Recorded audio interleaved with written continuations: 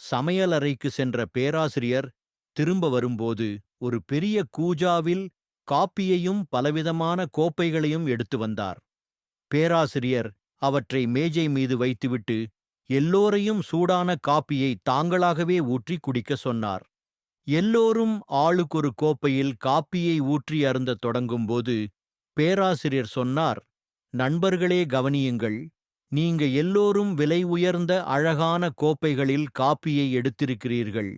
மேஜையில் மீதி இருப்பது மிக சாதாரணமான விலை மதிப்பற்ற கோப்பைகள். உங்கள் அனைவருக்கும் மிகச் சிறந்த பொருட்கள்தான் தேவைப்படுகின்றன. அதைத்தான் எதிர்பார்க்கிறீர்கள். அதுதான் உங்கள் பிரச்சினைகளுக்கும் மன அழுத்தத்திற்கும் காரணம். உண்மையில் நம் அனைவருக்கும் வேண்டியது காப்பி கோப்பையல்ல. ஆனால் நீங்கள் எல்லோரும் நல்ல விலையுயர்ந்த கோப்பையை தான் எடுக்க முயற்சித்தீர்கள். மேலும் அடுத்தவர் எப்படிப்பட்ட கோப்பையை எடுத்திருக்கிறார் என்பதையும் நோட்டமிட்டீர்கள். இதுதான் நமது வாழ்க்கையில் நடக்கும் பிரச்சனை.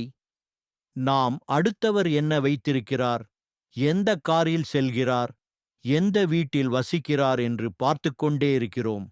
ஆனால் நமக்கு உண்மையில் தேவை என்ன என்பதை மறந்துவிடுகிறோம். இப்பொழுது வாழ்க்கை என்பதை காப்பி என்று வைத்துக் கொண்டால், வேலை, பணம், சமூகத்தில் நமக்குள்ள பொறுப்பு, அந்தஸ்து ஆகியவை கோப்பைகள். இவையெல்லாம் வாழ்க்கையை வாழ்வதற்காக நம்மால் பயன்படுத்தப்படும் கருவிகள். இவற்றால் எல்லாம் வாழ்க்கையின் தரம் மாறாது.